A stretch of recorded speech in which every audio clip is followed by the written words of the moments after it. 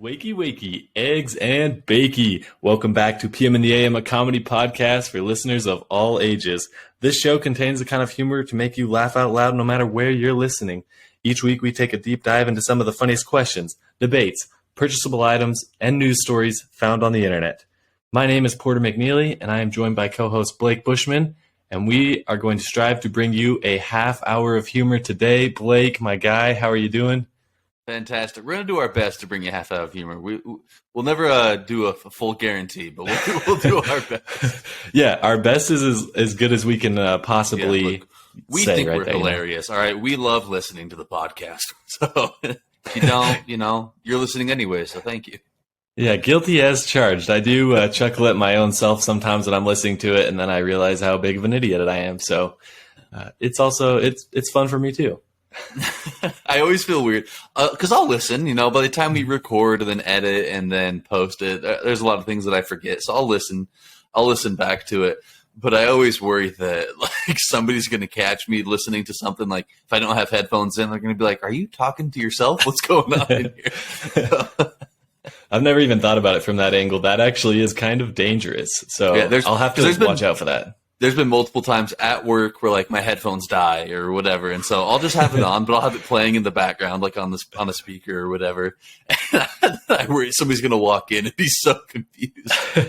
All they hear is somebody else randomly roasting you, and they're like, "Why are you listening to yourself get roasted, Blake? What's going on? That doesn't sound." Blink twice, Blake. Are you okay? Yeah. It's all right, guys. Have a good time with it. Yeah, for sure. And speaking of a good time, Blake, I think we got another Morning Crew review sent in this week. We did, yes. This one comes in from Marty0419. 5 stars, worth listening to.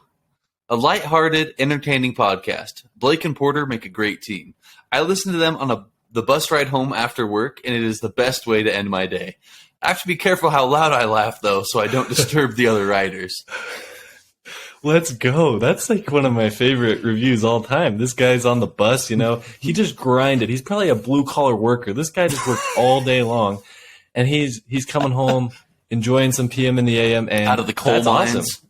Dude, we're getting him to laugh out loud on a bus. I think that's pretty awesome. That's kind of the goal of this show, is just to make people look stupid when they're listening at the grocery store, on a bus, wherever, and they just blurt. Is that what I'm going for? They just bust up laughing. That's what I was trying to say. They just come out and blurt up laughing. That's exactly Paul Blurt. The only recommendation I have for this is just throw it on the speakers. Listen to it for everybody to hear, so that when you laugh, you're not the crazy person laughing to yourself, but everybody can laugh with you. I think that's really the only way that this could get any better.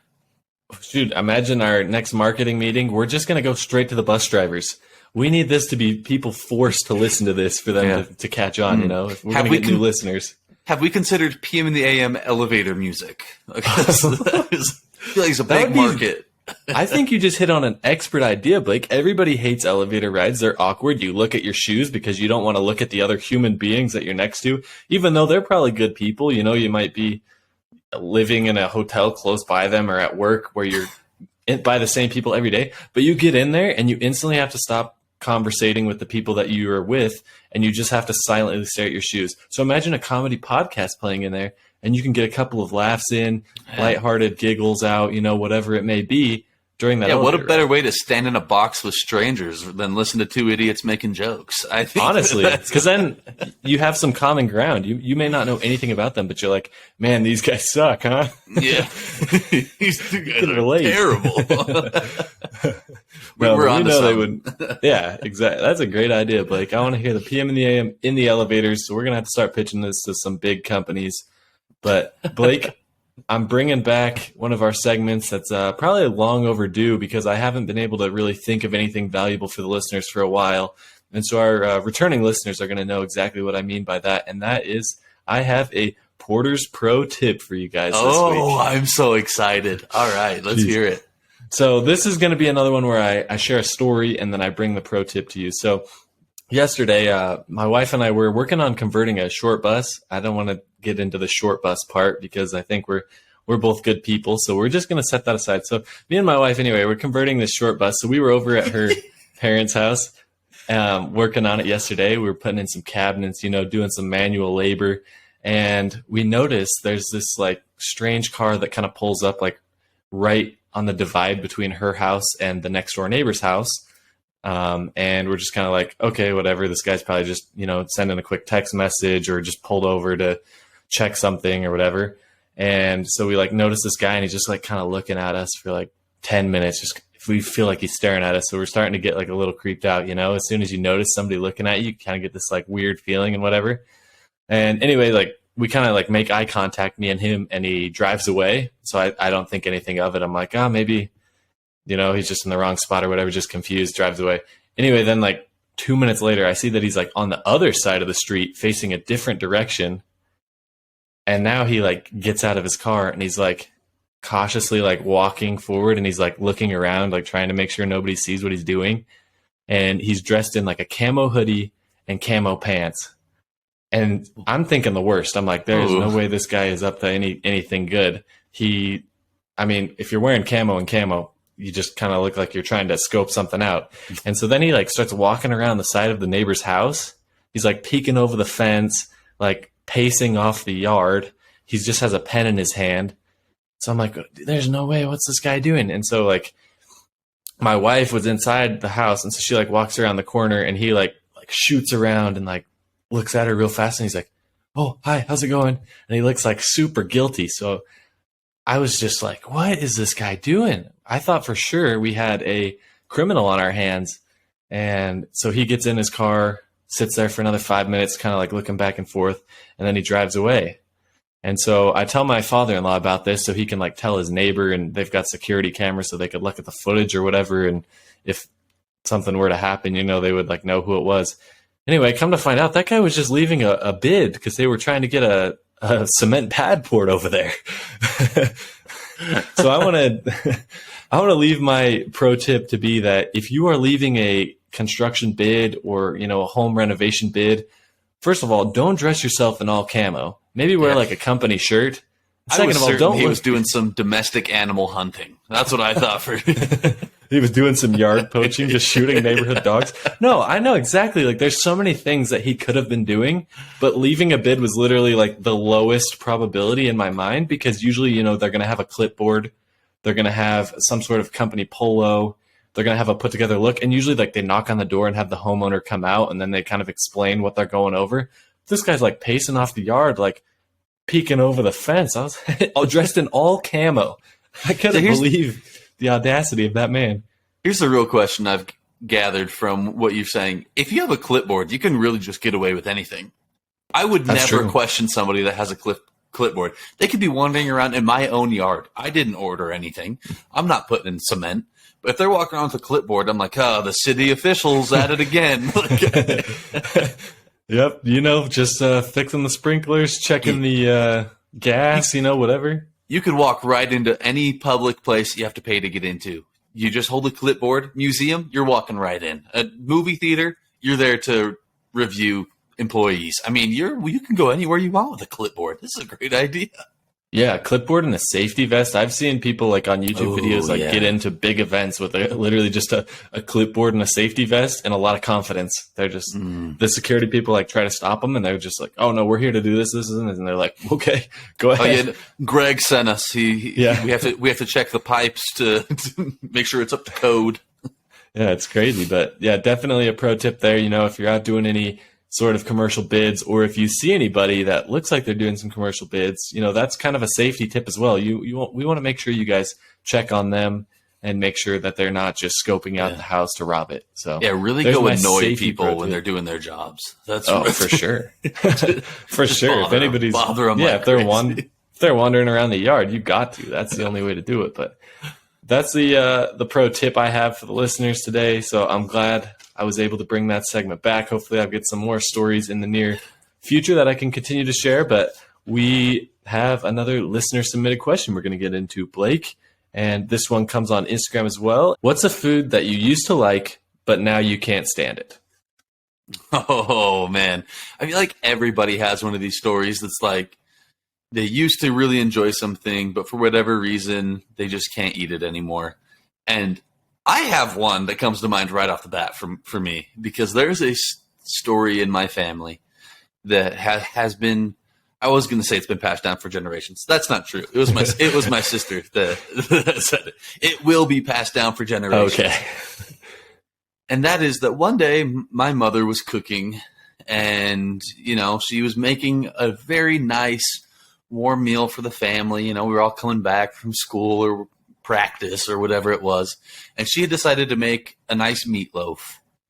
And so it was there, sitting in the pan, waiting for everybody to come eat. And my sister comes walking in, takes one look, and just gets just the most sour, twisted look on her face and goes, "Oh, what is that? Poo in a pan?" And ever since then, my family has called meatloaf poo in a pan. And I don't know if you know what poo is. It's not the most appetizing thing. So referring to something as that has kind of ruined meatloaf for me. And I genuinely don't know the last time I ever had meatloaf. I think it was that day. Because I don't know if my mom ever made it again after my sister just tore it to pieces in there. Because she went off. This wasn't a one-time like, ooh, poo in a pan. Like this, she said it multiple times. She was ripping into this meatloaf. Oh, what is that? Oh, poo in a pan. Oh, it looks like poo in a pan. And so I can't eat meatloaf anymore. It's really what it comes down to. Hey, I totally agree. I mean, I think she was doing you all a favor by ruining meatloaf for your entire family. You didn't have to have meatloaf anymore, which, yeah, that's actually a really good representation of, the way that it looks. And so I have to agree with that take. And I mean, that's awesome that she was able to not only express her feelings of how meatloaf looks, but also ruin the dish for an entire family. Yeah. Your mom just shredded the recipe afterwards. She probably felt terrible. She's like, burnt this it. Is good meatloaf. Yeah. She's like, I've been up working hard on this all day to try and make a good meal for you guys. And now you just ruined it. I am almost certain she never made it again. Wow. I can't confirm that, but I'm pretty darn sure that I've never eaten meatloaf since. So shout out to my sister, because I'm not sure meatloaf is the most appetizing thing in the world. I'm not entirely sure even what it is at this point. It's been so long, but hey, I agree with you on that one. I think that's an amazing story, first of all. And I'm trying to think back, I have something that when I was a kid, so just a little backstory, I never ate like any vegetables at all. And so, I always got teased about it. You're not going to grow big and strong. You're not going to be smart. You don't eat your vegetables. You're going to be sick all the time, whatever. So I heard that all the time. And I think at some point I just broke down and decided, the next vegetable I eat, I'm going to just grin, bear it, go get through the pain. And I'm just going to say that I love it. And so unfortunately for me, that vegetable happened to be spinach. So I ate it like one time and I told everyone, I was like, yeah, I love spinach. So good. And guess what happened? They made spinach for every meal. Oh, yeah. All I got was spinach, dude. I just remember growing up, spinach. Every single meal, there would just be a side of spinach like by my plate. And the whole time I was like, okay, maybe it tasted okay like the one time that I ate it and whatever, but I don't love it. And so I really had to battle, because I feel like as soon as my parents figured out that I liked some sort of vegetable, they let the entire world know. So like everywhere I'd go, I'd be like, oh, Porter loves spinach. And there, even to this day, is some residual effect of people will bring spinach to a family gathering and they're like, oh, Porter loves spinach. I'm like, I should have never made that mistake of saying I liked it, because now, it's okay, but I'm not the kind of guy that's just going to like sit down and eat a plate of it. So that's definitely, I think that's the only food that comes to my mind that I used to enjoy, in the air quotes. But what's funny about spinach is that I used to actually enjoy spinach, but it wasn't because I liked the flavor, but it was because I really liked Popeye. Oh yeah. And I was sold on the fact that if I ate spinach, I was going to just get huge muscles. I was sold on it. So every now and then I'd throw down some spinach, and to this day I'm still disappointed that it hasn't kicked in yet. Seems a lot quicker in the TV show, but waiting for it one day. I'm just going to bulk up. Well, now you can understand what I'm saying, though, is because Big Spinach was behind all of this. Big Spinach was saying it had a good taste, was going to get you absolutely jacked, and I think people were saying it was going to make you smarter, too. So Big Spinach was pushing a lot of lies, and they kind of ruined my childhood, and I still had to face the effects. So I think we need to get a lawsuit together. I think that's the only way we can get even with Big Spinach. But yeah, that's definitely the food that I can't stand anymore. Great choice. I can respect that for sure.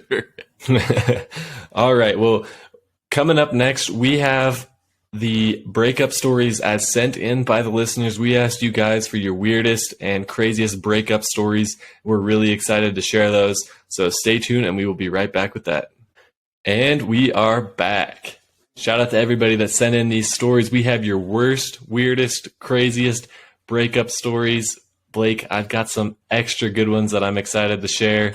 We gave you guys some methods last week, including the roller coaster, amusement park breakup, the you're fired breakup. If you haven't listened to that episode, make sure to go check it out. It's the beard beer episode, so make sure you go give that one a listen and hear our breakup methods. But that kind of reminded us of these breakup stories, and we had to get them, Blake. Yeah, I mean, people didn't have our advice at the time that these happened, and so it really makes sense why they went so poorly. Because there's some things I was reading through, and we're not going to be able to get to all of them that send them in. So thank you to everybody who sent in their breakup stories. We kind of just had to pick and choose which ones needed to be shared, but there were some great ones that were left off the board. So no hard feelings if we don't get to yours. All right, Blake, I'm going to go ahead and read one. And so here we go. Let me preface this with junior high dating is a joke. When I was in 7th grade, I told my friend that I thought this girl was cute. He immediately went and asked her if she wanted to be my girlfriend. I guess that kid wasn't really a great friend, but whatever. She said yes, and I guess we were dating. The only problem is that for our entire 3-day relationship, we never talked besides smiling and saying hi in the hallways when we passed each other. On the 3rd day of our glorious relationship, she had the audacity to send a friend over to break up with me. I remember feeling relieved. It was pretty awkward to see her for the next couple of years, especially because she became good friends with my friend group, and we hung out with her multiple times. I guess she must have felt pretty awkward about it too, because we never addressed it. It was like we both had a silent agreement that we would never mention it again, and we didn't. I only have one gripe about this story, is that it started off by their friend hooking them up, going and saying, hey, I kind of like that girl. I think she's kind of cute. They go and hook them up with her, say, hey, what do you think of my friend over there? The ultimate wingman. And then this guy thinks he's not a good friend? That's the best friend you could ask for. What are you talking about? Yeah, honestly, that guy was just headed right. He's like, I'm not going to waste any time. You two need to be together. Let's go. Yeah. I hope setting them up. I hope you're still friends, because if you are still friends, I promise you're in a happy relationship right now, because that guy has your back no matter what. That guy's willing to set you up with anyone. What a legend, honestly. But yeah, that kind of threw me back to 7th grade, and those were unpleasant days for me as well. So, I feel for this guy, because I just imagine the awkwardness of like years later seeing her and like knowing what happened, and that she knows what happened, but you'd hope everyone else doesn't know or remember what happened so it doesn't get brought up. That you dated for a couple of days and never said a word to each other. Yeah, exactly. Yeah, those junior high relationships are really special, aren't they? That just doesn't sound like when people get married, they're like, how did you guys meet? You're like, oh, we dated for 3 days in junior high and never talked to each other. 40 years later, here we are. Exactly. That one just, very rocky start. So, I mean, I don't know if they got married. I feel like if they did, that would have been thrown into here, and that would have been an excellent detail. But yeah, that's not a good start if you're trying to. Yeah, I'm going to go ahead and say it's probably a safe assumption that they did not end up together in the long run. Yeah. Usually communication ends up being pretty important, but 7th grade. I have one here from 10th grade, and I think it kind of just falls into that same situation. People in high school think that their relationships are very serious, and they never are. Because they're always dumb. And this story reflects that, because they said, when I was in the 10th grade, a guy I barely knew asked me out during PE. I had never been asked out before, so of course I said yes. We dated for a few months until winter break. When I got back to school in January, a friend asked me if we were still dating, and I realized I hadn't heard from him in about a month. A year later, he randomly messaged me and informed me that he had moved to Wisconsin. Does this mean we're still technically an item? Am I cheating on my boyfriend? That's amazing. How do you go a year without talking to them? And I feel like here's what happened. This guy, he waited a week and didn't text her. Then he waited 2, and the whole time he's like, "Oh, I can't text. I gotta send her a text." Waits another week, and it just gets harder and harder and harder and harder until finally it gets to a year, and he's probably like, "I'm ready to move on, but I gotta muster up the courage to text her." and how did she not ever realize that he was gone? That's my thing. Is like, okay, one thing, high school relationships are dumb. You didn't talk to each other that much, whatever. But at the same time, you think you would ask somebody who you were apparently somewhat close with, what happened to them when you didn't see them for a year? I think after like 2 days of not seeing this person at school, I would reached out and been like, "Hey, you feeling okay? You sick? What's going on?" Nope, they didn't even bother. They were just like, "I'll see him when I see him." Whatever. Dude, for all they knew, he was dead. Yeah, that's what I'm saying. They didn't even go to the funeral or nothing. I imagine they like search the obituaries and they're like, "Oh, not dead, so he must be." This guy disappeared off the face of the earth, and you didn't even alert the authorities. I mean, that was I'm just thinking about it. That was such a bad relationship if he wasn't even like, "Hey, by the way, I'm moving to Wisconsin and I just wanted to let you know."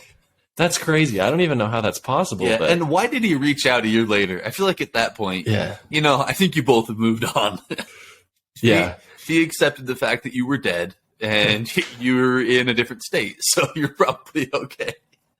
Hey, shout out to her though. She got her closure. She didn't have to think that he was just like missing in some forest somewhere, and she was going to get like in trouble for committing the crime all these years later or something. Somehow get tied in. And she found out she has a boyfriend, so that's pretty cool. Yeah. I mean, she's cheating on her husband with her boyfriend, I guess. She's got 2, but congratulations. No. Yeah, congratulations to her. That's a good resolution to the story. All right, Blake.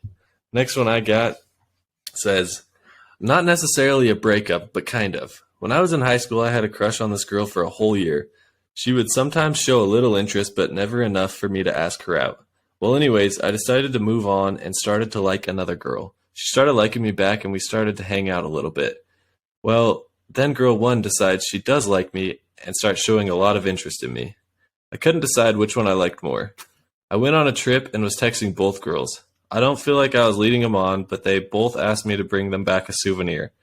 I got a screaming 2-for-1 discount on a couple of bracelets and didn't think much more of it.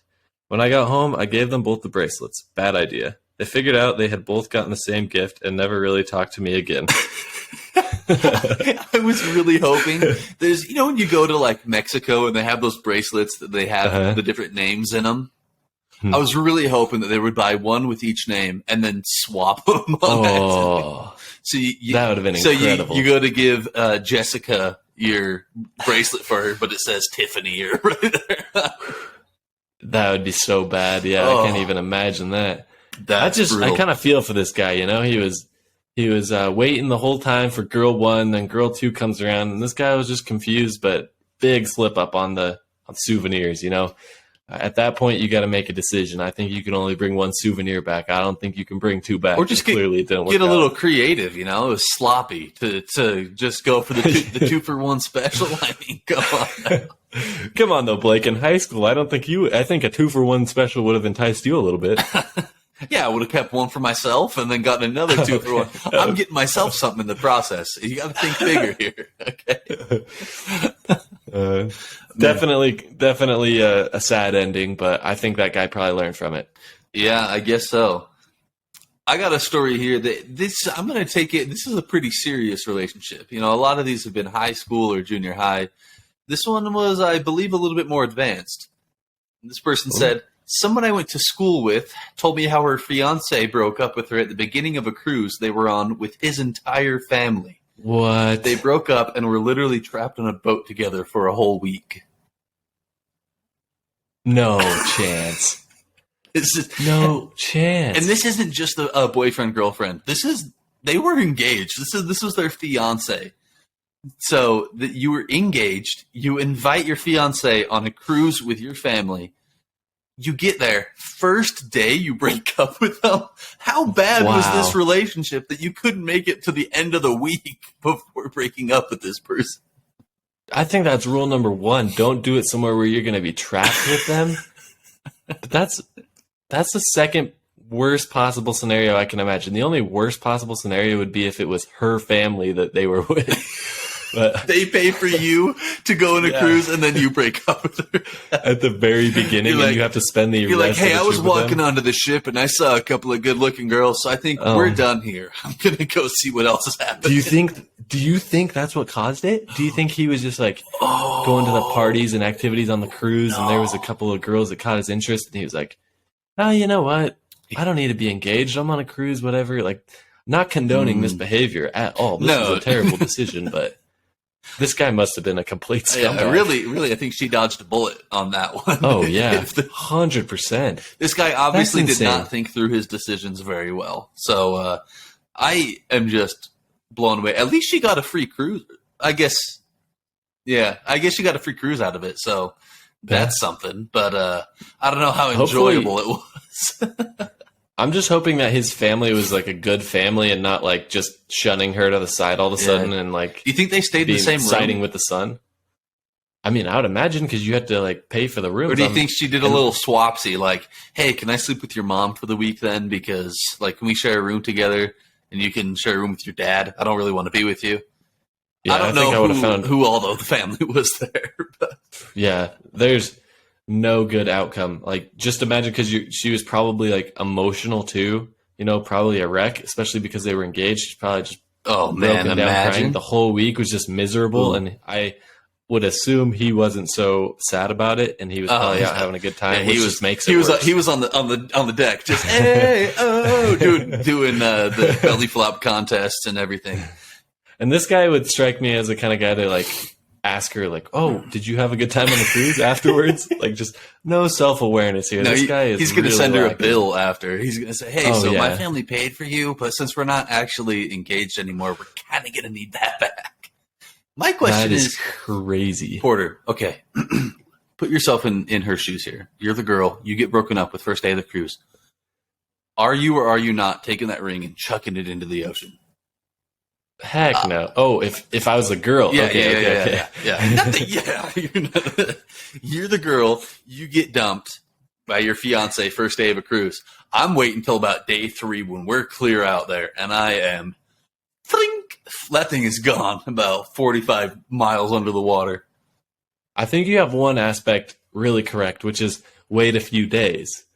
But I think there's a more important way that you need to do it so you don't get in any sort of trouble. I think you need to like just be holding it and like pretend you're going to give it back to him and trip and throw it off the edge just to make it even worse.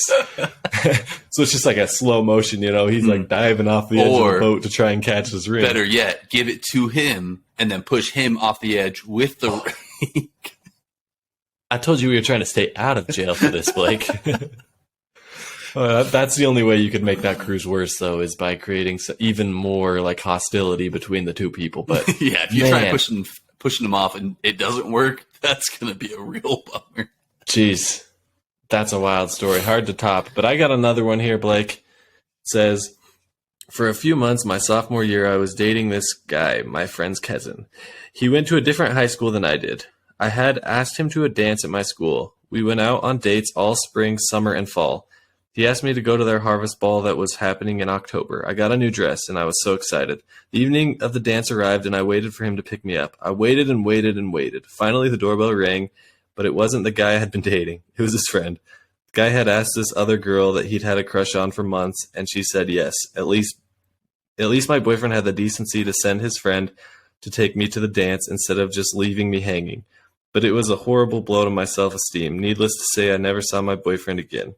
And then there's a nice little nugget at the end. It says, I Facebook stalked the guy a while ago, and I saw that he is fat and bald now. Serves him right, jerk. I love the ending, but I was just Doesn't like, sound like she held a grudge at all, though. yeah, true. Yeah, but I mean, that's wild, dude. That's You're just unreal. like, whatever. Just here, hey, Bill, you gonna go take my spot? Whatever. Tag team. Hey, Just- tag yeah. me out. Tag me out. Exactly. But just thinking of like a high school boy's mindset, it just feels like it fits so perfectly. Man, asking 2 girls out and then just going with your favorite is brutal. That's tough, man. That's at least he did hook her not a up good with a look. friend, though. I mean, maybe they were onto something right there. If you, Yeah, imagine. it's That would be another one of those stories that was yeah, like a good how we met story. yeah. Instead of dumping somebody, just set them up with your friend. So, Yeah, that's actually a good way to break up. Be like, hey, it's not going to work out between me and you, but this guy and yeah, this is going to work out. apparently, you do end up fat and bald if you do that, though. So Yeah. word of caution. Yeah, be careful. Be careful how you let somebody down. Yeah, that's fair. All right, I got my last one here. And this one, were not only engaged, but they had made it all the way to the wedding day. What? And this person, it wasn't them, but they were at the wedding where it happened. And they said, we were at a wedding, and everyone was ready, but the couple never showed up. Eventually, they came in and said it wasn't happening, but they, including the couple, still wanted to hold the reception, like the after party. What? Then sometime later, just the immediate family and this couple tried again and again, and the fiance kept backing out, saying he wasn't ready. Then a third time, the couple went back to get married, but this time just the couple, and he backed out again. I guess she finally figured it out by the third time and called it off for good. Imagine the pain, man, of like talking him through it, and then he backs out. Talking him through it, then he backs out. Yeah, and then because being nervous for a What? wedding is totally acceptable. It's a big moment. There's a lot of stuff that goes into it, but backing out 3 times for a wedding is brutal, and especially, I guess I get wanting to do the reception after where everybody you already put all the money. You already put it all you already down. paid for it. At that point, if it was the day of, you're not getting any of that money back. So Yeah. I guess it was like, but I wonder how many people came to that weren't at the wedding and were like, hey, congratulations. And you had to explain to like 500 people, hey, actually we didn't get married, but we still just wanted to have the party so that we could. We just want your gifts and money. Please put money in a card. It's now just going to go to me. Yeah, what do they do with the gifts? Did they just? I mean, they obviously carried over to the third wedding for sure. But at what point do you decide you don't? Do you keep them or do you send them back? I feel like you keep them. I don't know if you can send back wedding gifts. That's unbelievable. That guy must have like decision anxiety because certainly, yeah. I don't understand. Like at some point, you're doing all the wedding planning. You've already had, in my opinion, you have to make your mind up before you even start planning it. You'd hope. Because as soon as you have to start doing photos, suit shopping, event planning. Yeah, weddings are a crap ton of work. And we're guys. That's a lot of work. We didn't even do that much work. The wives are the one that do all the work. So shout out to this girl because she is apparently the most patient, understanding person on the planet. Wow. Because she put up with this guy's crap 3 times. And but does that make her stupid? Fool me once, shame on you, but fool me 3 fool times. Me twice. Yeah, fool me 3 times. Fool me 3 times. That makes her the fault. idiot for trying.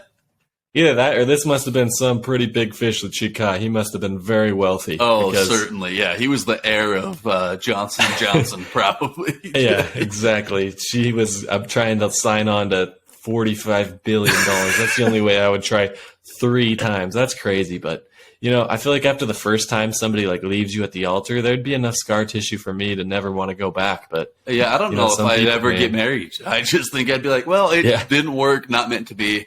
I'm out. I'm moving on. Yeah, that's wild. So, yeah, shout out to her though. Yeah. Well, there's some of the best stories. We did have a lot, like Blake mentioned before. We had multiple stories that are pretty funny that we're talking about people breaking up with them to go back to their ex, but like telling the people like, I don't want you to be a stranger. Like we can still be friends, like all that kind of lingo that I think is just like complete BS, which I mean, I feel like if you're going to go to your ex, like, and just say, hey, let's still be friends. That's a terrible way to do it. You gotta cut the cord at that point. Yeah. Yeah, I guess at that point you probably dodged a bullet anyway, so count your blessings, I guess. Yeah. But like Blake said earlier, thanks to everybody who sent in those submissions. We had a really good time reading through them and sharing them on the show.